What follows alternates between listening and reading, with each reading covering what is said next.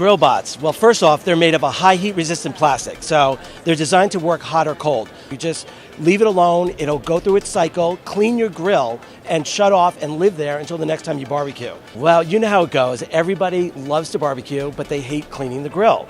It is definitely a problem. It's dirty, it's messy, it can be dangerous at times, and the truth is most people don't know how to properly clean a grill. You'll find people who over scrub. That's why they're constantly breaking the grill brushes. They're wearing out the enamel coating on your grill surface. So I've created the Grillbot. So far, so good. I mean, we've had a lot of big distributors and major retail fascinated with the product, placing orders, really wanting us to get these into their stores. So the National Hardware Show for us has been a terrific event.